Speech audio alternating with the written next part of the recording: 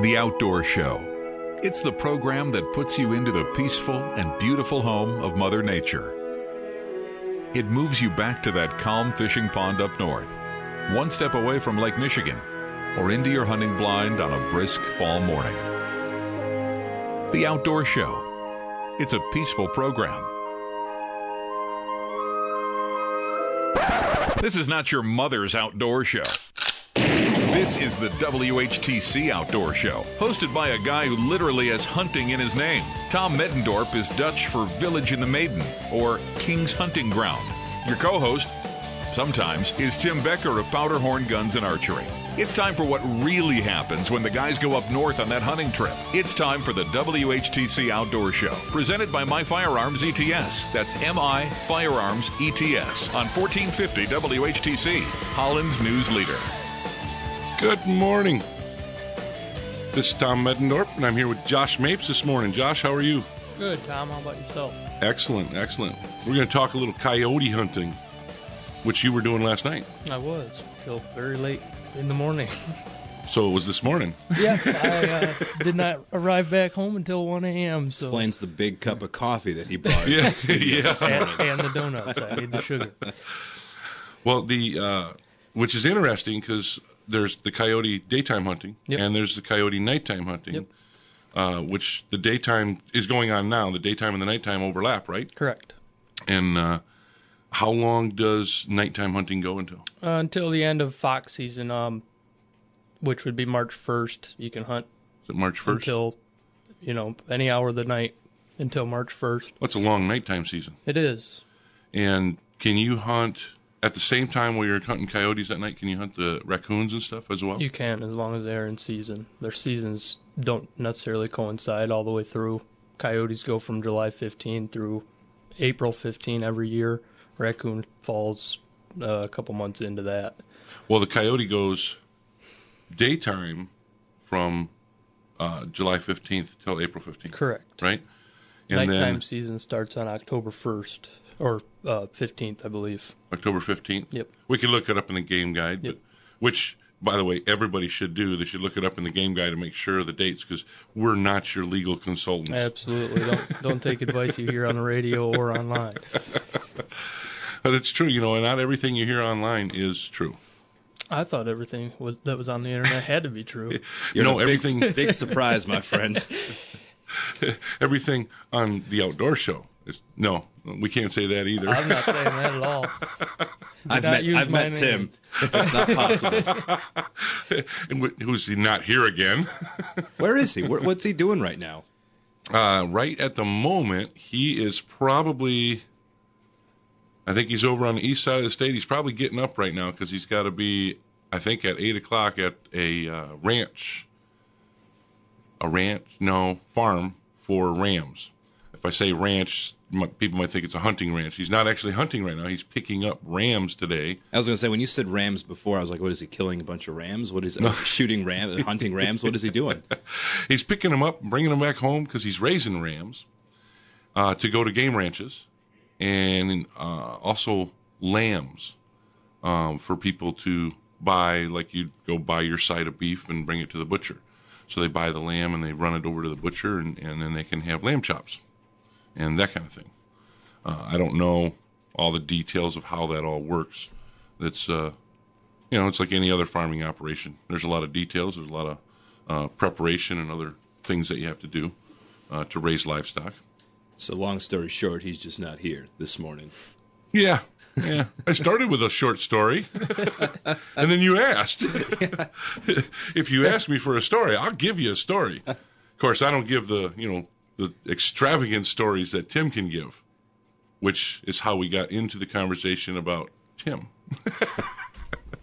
Anyhow, Josh, did you get any coyotes last night? I did not. I made 3 stands. I saw 2 coyotes, but number one, coyotes know where they cannot be shot at right now. The coyotes know there's like a no parking zone and other things for them? No shooting areas, private properties that we don't have permission on. The second coyote we called in last night stayed about 3 feet on the inside of somebody else's property, and we watched it for probably close to 10 minutes. And he just stayed there on the other side. He stayed there, and I will not shoot over that property line. Didn't have permission. I'm not going there. So it's funny you say that because I just got done talking with somebody about a piece of property we used to hunt, and a nice 8-point deer. Actually, what had happened, some dogs had gotten loose, and they were chasing a deer. Mm-hmm. And, of course, people said to me, well, why didn't you shoot those dogs? They can't be doing that. Well, I'm not going to shoot somebody's dog because they got out of the house or whatever they did. Can't blame the dog. And that's just what they do. Yep. And just the like dogs a coyote. Yeah. But they were chasing the deer, and the deer ran up the hill. Of course, the deer can run a lot faster. They pushed him ahead of them and so on. But I could see across all the fields, and they pushed him up there, and it was a nice 50-yard shot, but he was on the other people's property. Mm-hmm. Yeah, it's probably, now I think about it, it's probably less than 50 yards, but he was just standing there. And he turned around, and he looked back at the dogs because he was watching where the dogs were going. And I'm sitting there watching him and thinking, God, why couldn't he be on this side? Take those couple steps, cross that line. That's what we needed last night, but it just wasn't happening. The first one I called in was plenty shootable, state land. I hunt a lot of state land, but it just, for whatever reason, they weren't working the calls as I needed them to last night. I use a shotgun at night. You're not allowed to use a centerfire rifle in Michigan after dark. Right. It's rimfire shotgun only. I don't have a rimfire at the current time. I needed him to be about 160 yards closer to me to take a shotgun shot at him. And he just crossed the field and turned right back around and went back where he came from. So what rimfire would you choose? Probably right now, I've had the 22 Magnum. Never got any shots at any coyotes with that. Ended up selling it. I had also a 17 HMR, which I took down a couple coyotes with. My opinion, get them close and know where you're shooting at. Got to make a good, either a heart shot or aim for the head. That's the only way, in my opinion, with a 17 HMR, it's going to be a big enough gun. It's just too small of a mass. I believe so, yes. I had shot one with a 17 HMR at less than 10 yards and watched that coyote run away, and I had to track it down and shoot it 2 more times. Wow. Yeah, that was pretty incredible to me to see. And that makes you go, why couldn't this just be quick? Right, exactly. And that's why you're saying make that heart shot, make that head shot so that it's a quick, humane kill. Correct, and I'd keep shots with a 17 HMR or 22 Magnum under 100 yards. But now they also have the 17 Magnum round that is a much better caliber if you can, get your hands on one or get your hands on ammunition. A lot of guys are putting coyotes down at 200 yards with that gun. Really? That is still a rimfire cartridge. Wow. At 200 yards, but it's a 17 Magnum. Yes. Oh, sweet. The excuse me. So when we look at putting these coyotes down and stuff, I'm thinking how to say it gently. Yep. They could be considered by many as a varmint. Correct. They scavenge. Yep. And they can be very destructive, right? Correct. Now, before I say anything too far, I don't hunt coyotes. None of the guys I hunt with hunt coyotes just for the strict purpose of killing a coyote. I mean, there's a lot more to it. If you enjoy deer hunting, you enjoy small game hunting, pheasants. You don't see pheasants hardly at all anymore. You can blame that on the coyotes and the fox. And we're going to talk more about that in a moment here. We got a caller on the line here. Okay. Good morning. Yeah, what is the purpose of shooting coyotes? I know, is there a bounty or something? What is the reason? I mean, you probably. Who are we talking to? First name, fine. What's that? Wally. Hey, Wally. What, Wally? I'm just wondering, what is there a bounty on him or something, or why is there? Shoot him. We just started talking about. You probably turned your radio off when you called. And we were just starting to talk about what the purpose of that was. And it's a really good question because, people aren't going out to hunt coyote for food, right? I would assume not. Yeah. Well, and actually I did find some people that actually knew how to prepare dog, coyote, canine, and what he told me, his name was Nelson, and he told me that if it's prepared correctly, it actually tastes good. It's kind of like bear. bear meat a lot of people don't like, but it's not prepared correctly. I actually had seen a recipe the other day for coyote stew. Did you really? I did. Well, the purpose, Wally, we were just talking about, Josh just mentioned the pheasants. Correct. And how people who like pheasant hunting, there are no pheasants around our area to hunt, right? And yeah, we haven't seen many for many years. Yep. Very few, anyway, around here. And a lot of that has to do with habitat loss, but the habitat that still exists is perfect habitat for coyote to find what they want to eat. And now coyotes, correct me if I'm wrong, Josh, coyotes will have 4 pups, I think, on average. And they can have more. One of the properties that I was helping out on this summertime had one female with 14 pups. What? They had seen over 39 coyotes in 3 weeks. They called me right away as soon as season started. Hey, we need your help. We can't have this out here. Wow. Wally, do you hunt? No, I don't. Do you know, like, rabbit hunt? That's just why I'm asking. I very seldom see one. I mean, we live out on the north side, but I don't think you ever see a coyote. Very, very seldom. Somebody has said they have seen them, but I just wondered why or what. At many, I'm surprised you said something. The litter of, what'd you say, 14 pups? That's huge. That's correct. And that's a pretty unheard of litter size. Coyotes have an interesting way of being able to bring the population back. Scientists estimate that you would have to kill over 75% of the coyote population in a state in order to actually notice a difference in the population, because coyotes have a way that they can have larger litter sizes when the population is down. Really? No other animal can do that, as far as I know. That's a research item. Correct. Wally, we started talking about the pheasants being down and stuff just before you called, because I was thinking about that. A lot of people don't realize, and they don't see coyotes, like as you said. And it's really, this was probably almost 20 years ago that everybody I talk to, if I talk about coyotes, there's no coyotes around here. Coyotes don't come around here. Well, the coyotes are super cunning.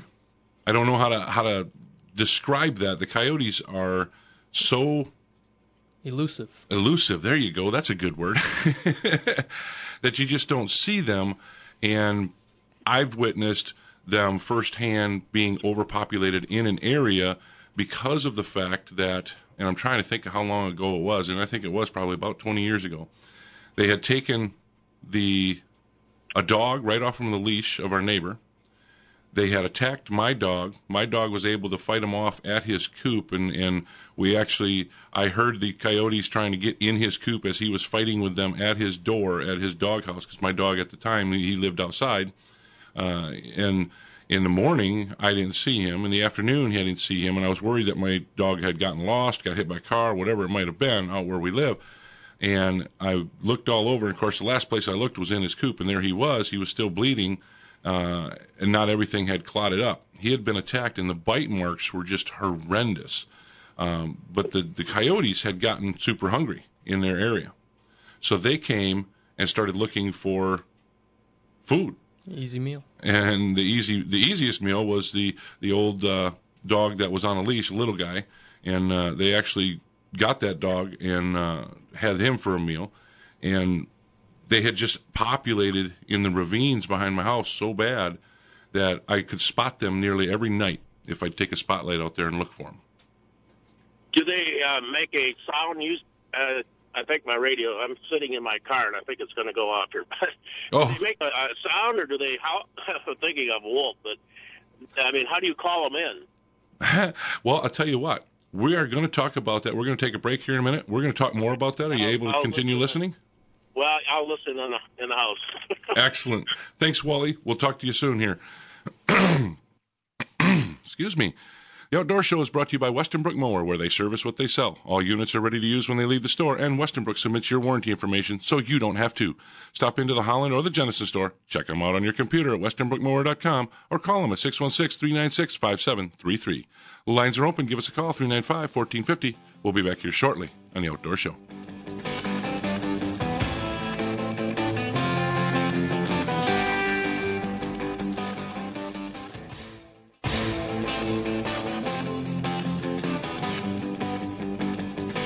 Welcome back to the Outdoor Show, brought to you by West Michigan Bow Hunters, protecting our hunting rights and educating the next generation about our hunting heritage here in Michigan. West Michigan Bow Hunters is a chapter of Safari Club International. Well, we before break, Wally called us. I hope Wally was able to continue listening. I hope he's in the house because he had a great question. You know, we had just started talking about that because I have a lot of concern that people don't know those details. They're not positive about them. Correct. And maybe it's just because when the sun goes down, we're still out, so we see these coyotes, but we're in the wooded areas. We're not just on the road, driving. We're in those areas that we can spot them. Correct. And also with the pursuit, we can spot them. Correct. Because we're out there. Now, Wally asked about calling them in. When you go to call them in, he wanted to know how is it that you call them in. So give us a little. It really depends on the time of year. I mean, dead of winter, snow's deep, everything's cold. I mean, even the deer are scavenging for food. The coyotes are going to be the same way. I mean, imagine not being able to eat for a week because you weren't able to afford a meal. That's how a coyote can be when the snow is 3 feet deep. It doesn't know. It can't find any food, The mice are all down below. Correct. Underneath that snow and getting into it. That's not easy. Yep. And so, I mean, when the snow's deep, everything's really cold. It's been cold for a while. They love the sound of a rabbit in distress. Bird distress, anything small like that. Coyote can hear a mouse squeak at over like 300 yards. So I've called them in with just mouse squeaks before. It's cool that you said that because on PBS, there's a program about fox, coyote, wolf. Yep. All in the Yellowstone area. Yep. Have you seen that program?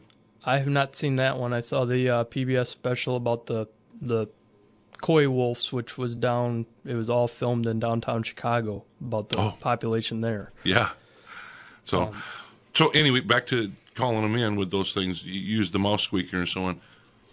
People might think about what kind of sounds. I don't expect you to try to make them with your voice, but can you describe the sounds? As in a distress sound? Yeah. Well, I mean, imagine, a dog that, you just accidentally walked by it and accidentally stepped on its paw. It whimpers. Yeah. I've got that sound on my collar. That is a pup distress sound. Coyotes they don't love the sound of it, but they will come investigate it if they're a territorial or a protective female.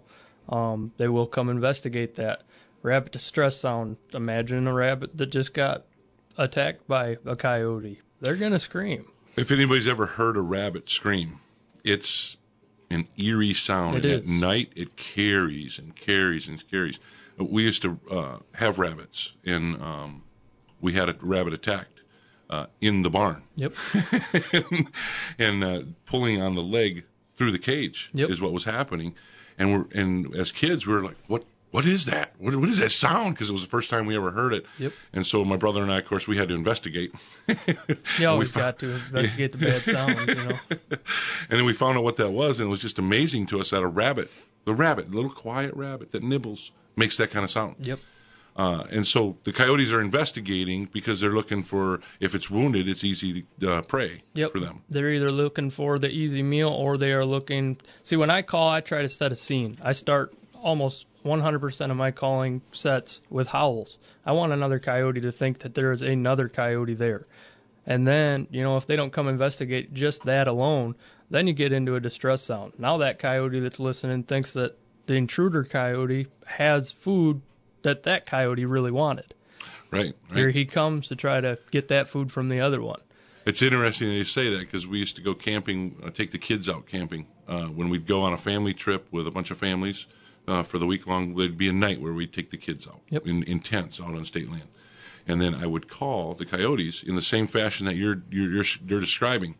And they'd come in. They'd come right in. We had them from the fire. We had our clearing in the trees, just in the shadows. They were moving around us. Yep. And of course, the kids get real intense at that point. Oh, yeah. And I still do every time I see them. I was shaking last night watching them. But no, I try to set a scene. You want to set a scene. I mean, it's just like that big buck. Usually two big bucks don't walk up to each other and just start fighting. They grunt beforehand. They snort, wheeze at each other. That's the scene you got to set. Like I said, I try to get them to think that there's another intruder coyote, and now that intruder coyote has your food. And deception is something the coyote is very keen on. Yes. So you have to be very good at this. Yes. And getting them to come to you, they are typically going to come in the way you would expect. They're going to come downwind because they want to sniff. They're going to be looking for, and they key in on the sound to find that location, right? Yep. And then they want to come in where they can see you first. Yep. So you have to be very tricky. You do. And I'm not sure if I'm thinking back here, completely answered Wally's question about why to hunt them, but I think that maybe we could hit that just a little bit more because we can talk about waterfowl, pheasants, all that stuff. But we'll do that as soon as we come back. Sounds good. Farmers Co-op Elevator in Hudsonville is your food plot headquarters with over 40 different seed varieties to choose from, providing in-house soil testing as well as fertilizers, lime, and equipment to plant, maintain, and get maximum performance out of your food plot. Visit the Farmers Co-op at 3302 Prospect Street in Hudsonville. For a complete list of products and services, check them out online at fcelevator.com. Lines are open. Give us a call, 395-1450. We'll be back here shortly on The Outdoor Show.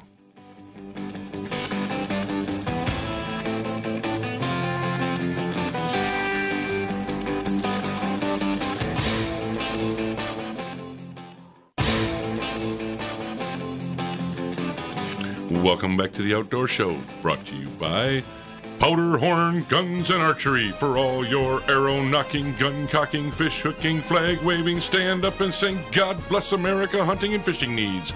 Lines are open. Give us a call, 395-1450. We're back, ready to answer your questions right here on the Outdoor Show. Like that one, Josh? I loved it. Beautiful voice there. Some people actually stand up and salute when he does it. It's just exciting to do that. You got to sing it next time, though. No. This is not a horror show. So, for people that are just joining us, I'm talking with Josh Mapes, and we're talking about coyote hunting.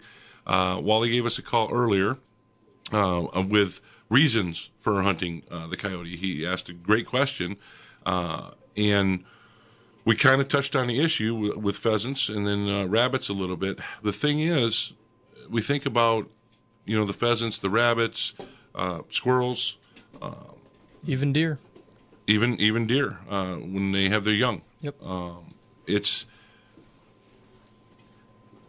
just quick give an example. Around my house one year, I couldn't believe the number of coyotes that were taken just within, I'm just kind of calculating this a little bit. It was about 6 to 8 square miles. And I believe there were 7 coyotes taken just out of that area. Mm-hmm. And you got to think about this. There wasn't a lot of habitat for them to hide in when you think about a human looking out over it. It's a lot of fields. Yep. But for coyotes, there was a huge amount of habitat for them. Any little ravine, woods, brush piles.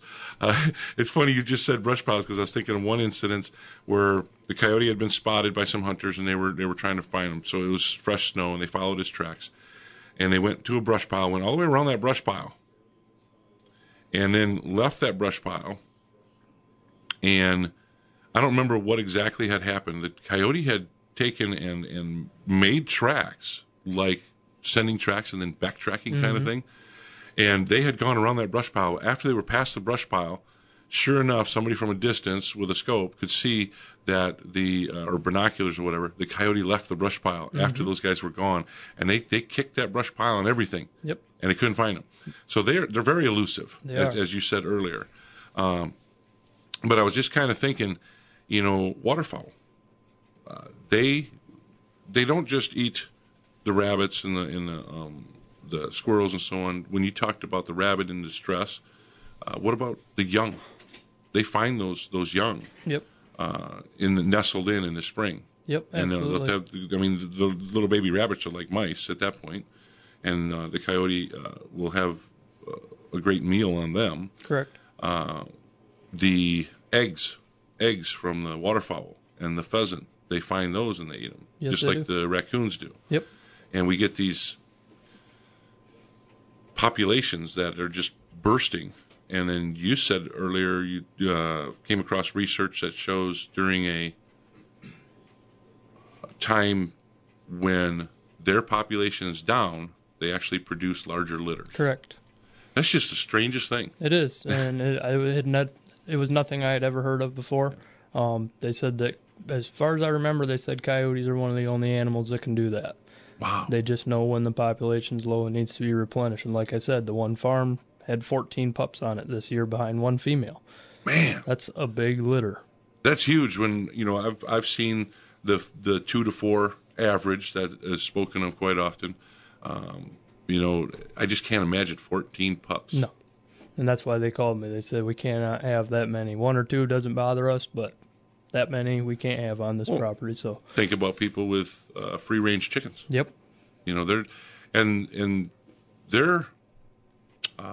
they move a lot, so they're hungry all the time. Yep. They're they maybe don't seem like a very big animal, but they're always active. It's not like your dog in your house who's laying around most of the day and you take him out for a walk and then he eats a bowl of food. Yep. Correct. They're moving all the time and they need food. Coyote has to stay warm just as much as any other animal. Mm-hmm. You got to do that by eating or moving. Yeah, and they're moving all the time and they're eating all the time. Correct. What have you heard any numbers or research on coyotes' numbers that they drop waterfowl in? Because we're in a flyway, right? Yeah, for waterfowl, and coyotes love the swamps. I know because that's where we used to go to get them. Yep, the thickest areas they can find usually. And where are the waterfowl? Where the water is. Correct. I don't know any of that, those details off the top of my head. It's never been something I've really looked into. But then we're going to have to get the Mac Bay guys in. We need whatever we can do, I guess. I had heard of a guy, I believe he was up north 2 years ago, I think, found a den site. And coyotes primarily use dens while they have their pups. That's about the only time they need to use their dens. Like they did behind my house. Correct.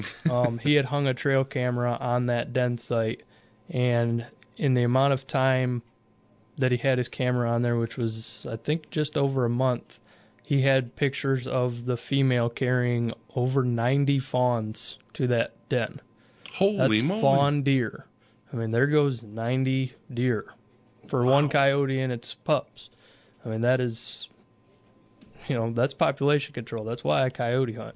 You got the same problem with rabbits. So, and I mean, a coyote can find a rabbit nest, and that whole nest will be its meal within minutes. Oh yeah, I mean, it's not going to slow down. So. Oh yeah, it's like 2 bites and a swallow. Correct. They just boom boom and they eat the whole animal when it's the little rabbits. Yep. But like the fawns, they tear them up. Yep. I mean, they have to separate that to get through that hide and everything else. Yep. But they're not taken down. When we see documentaries, they're not taken down as a pack. They're not going after a big old buck. They're not going after a fawn. They might. Yep. But I'm just saying, when they get going, they're looking for the easy meal. Correct. The quick meal. And you got, especially right now, you got wounded deer. I mean, deer season, gun season just ended on the 1st of December, whichever. You got deer that are out there that had bad shots put on them.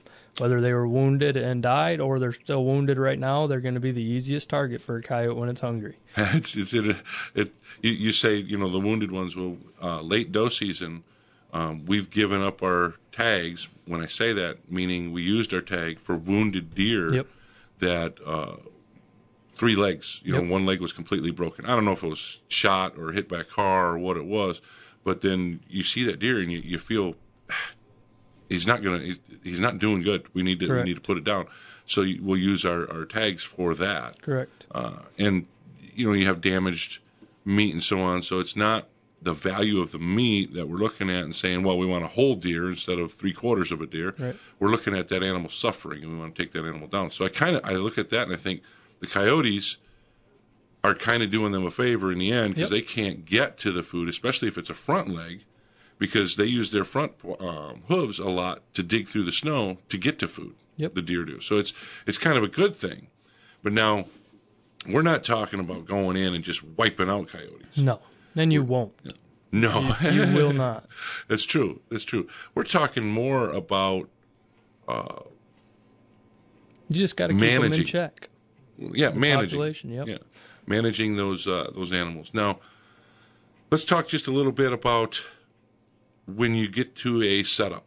You did 3 different setups last night, right? Correct. Yep. And then at each setup, you saw coyotes, but they weren't quite close enough? 2 out of 3 I saw 2 coyotes. out of 3, okay.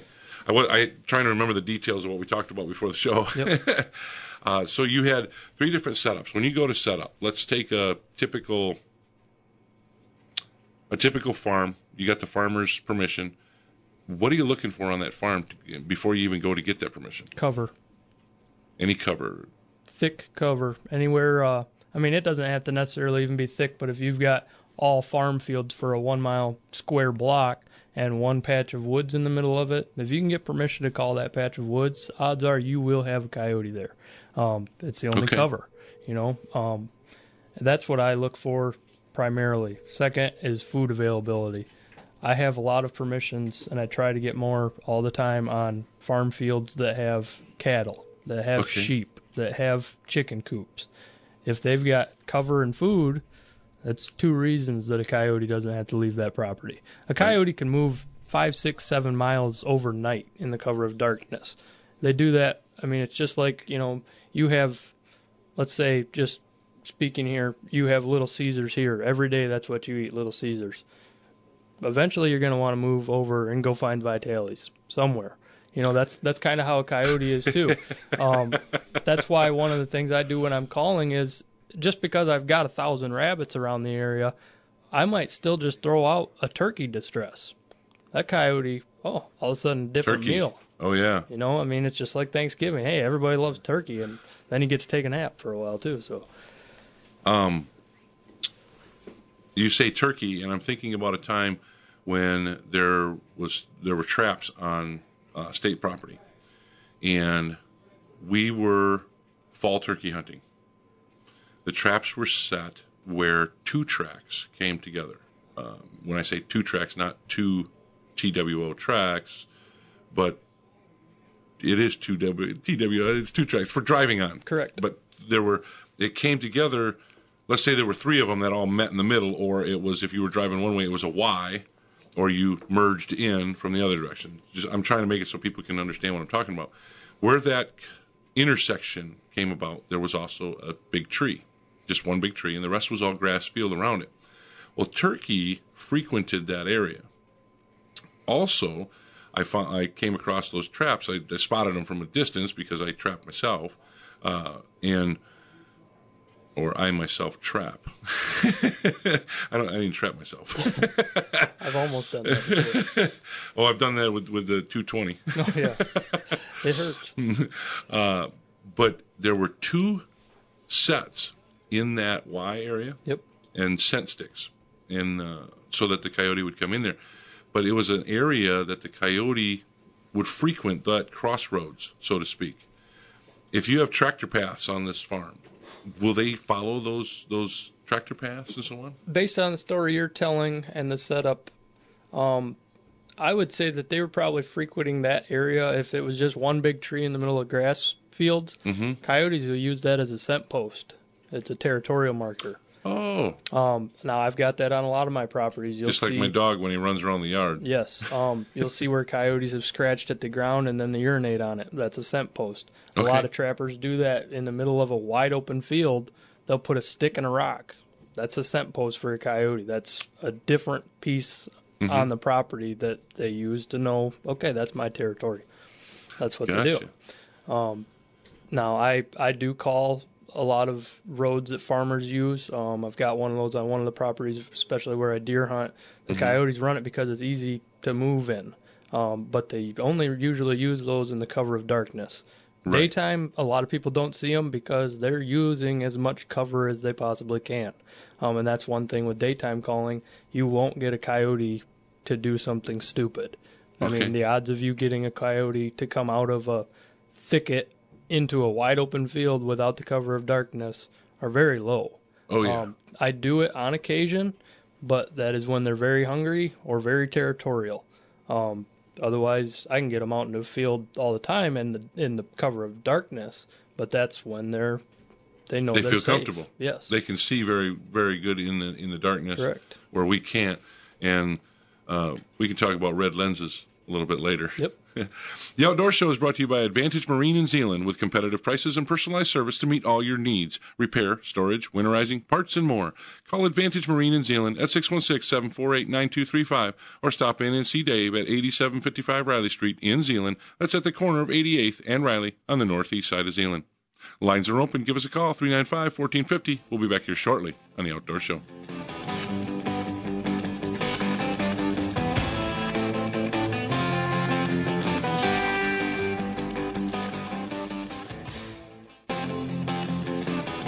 Welcome back to The Outdoor Show, brought to you by My Firearms ETS, educating people in the safe and responsible use of firearms since 2001. My Firearms ETS offers education, training, and supply, the best you can find anywhere.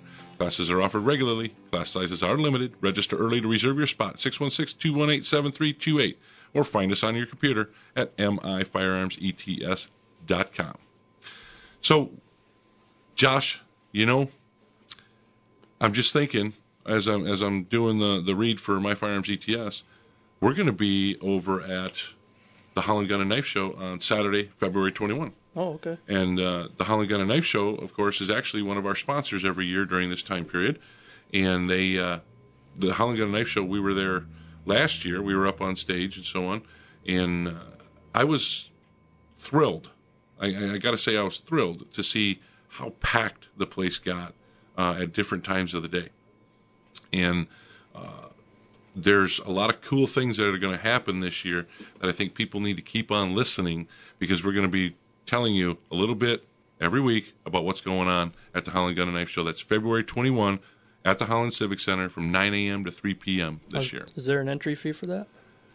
Well, that's one of the cool things we're going to tell them about. There is an entry fee, but we're going to tell you later how you can get that entry fee for free.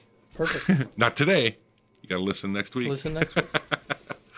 Or the week after, or maybe, I don't know, right up until the show. Just listen every week. I mean, listen every week and you'll get the info. Right. Another thing that we did last year is we were at the West Michigan Bowhunters Safari Club International, their chapter of Safari Club International. They have a dinner every year. This year it's on February 28th. We kind of highlighted it last year as we were coming in. Have you ever been to one of those dinners? It's a fundraising dinner, and the funds that they raise, they use to send kids to camp, hunting camp, not like hunting camp for deer, but in the summertime, a camp where they learn different skills. I haven't been to one of those, no, sir. You're going to have to check those out. Over the last few years, I never really went to any dinners and stuff like that. Over the last few years, I've gone to these different dinners. And I always thought to myself, well, it's kind of a little too much to pay for a dinner. But that's just, the conservative side of me saying I don't want to pay that much for a dinner. It's really not that bad. You get chances to win prizes and stuff, ticket packages with your dinner, and the money that's being raised goes for really cool causes. So I usually try to find out what the cause is that they're raising the funds, and we're gonna also highlight some of that stuff coming up this from now until then. But February 28th is that dinner, and it's over at the Pinnacle in Hudsonville. So it's not even a long drive at all. Well, that's my wife's birthday. I could trick her into thinking I'm taking her for a romantic dinner, and we get to talk hunting the whole time. See? Perfect. The food was fabulous last year that we had over at the Pinnacle. Anyway, doing different tips and tricks and stuff like that to get coyotes to come in. You've got different things on the web. Correct. And it's at where do we find that? If you do social media at all, Facebook, facebook.com/Overdrive Outdoors. I got a great group of guys that work with me. We all love to be outdoors. Some of us bow hunt for deer strictly, some of us gun hunt for deer, and some of us coyote hunt all the time. We've got videos on that Facebook page. We've got videos on YouTube if you search Overdrive Outdoors. Like I said, we're just a group of guys that love to be outdoors. And you can contact us there via message. I think I've even got my own personal phone number listed on that page that, if you want some tips and techniques, give me a call. It doesn't bother me at all to give people tips when I can. We've got videos on there. We've got pictures on there. Picture sharing. Can you find it, Tom? Yeah, I was just trying to find the right spot. I wanted to make sure I was doing this right. Overdrive space outdoors. When you get on your Facebook page and you put that in your search bar, Overdrive space outdoors is correct. Where you get that. Yep, and we're going to try to have some Q&As going on. We've got a bunch of guys we kind of worked with that can answer questions as well, from predator lights to predator calls, deer scents, deer minerals, stuff like that. We've got everything that you could ask for. We're a safe haven. That's what I like to call it, a safe haven on the internet. You can feel free to come there and post whatever picture you want. If you've got a picture of you holding that spike buck that you've been afraid to share all year because people hate now on people who shoot the little deer, post it here. You will not be bashed here. We just want everybody to... Don't do anything illegal, though. Correct. Don't do anything illegal. Because then you will get in trouble. Yes. Legal is the way to go here. Absolutely. Right? But like I said, we just want you, if you're proud of what you've done in the outdoors, we're proud of you. We're a safe haven. We will not allow any disrespect. People that disrespect anybody else get banned right off the bat. Just come check us out and send us a message or say hi or tell us you heard about it on the radio this morning. So, yeah, when people start out and they're trying to accomplish a task, being outdoors, and I'm kind of looking at the pictures because I saw you posted that we were on WHTC this morning. You got the picture of the headphones. People are trying to find their way in the outdoor sports. Correct. And I've seen a lot of things where people get ridiculed. Yep. Because, that wasn't a big deer, blah, blah, blah. When you're sitting in a stand and you see a deer coming by, you don't know how big that deer is. Yep. and many people don't understand that unless they've experienced the fact that, wow, I didn't realize, body size was not near as big as what I thought it was. Yep. He had a decent rack and everything else, but they just don't realize it. They just don't. And there's no need to ridicule people. They're trying to learn things and trying to get through. And they're not being wasteful or anything like that. So I think that's awesome, Josh, that you got this site. I just grabbed some of these posts here, and I was checking them out. And this is a pretty cool looking Facebook page you got going. Thank you. Appreciate Overdrive it. Outdoors. Overdrive Outdoors. You can find it and talk to people right here on Overdrive Outdoors. Excuse me. And find out tips and tricks on hunting coyote. Yep, and we'll be doing, like I said, Q&As, product talks, anything you could want. Post it up. We'll answer as best as we can. Send us a message. I don't care. Send us pictures. Awesome. Thank you very much, Josh, for coming in and talking, and thank you for listening with us this week. And we will talk to you again next week right here on The Outdoor Show. Thanks for listening to the WHTC Outdoor Show, presented by Powderhorn Guns and Archery and My Firearms ETS. That's MI Firearms ETS on 1450 WHTC, Hollands News Leader.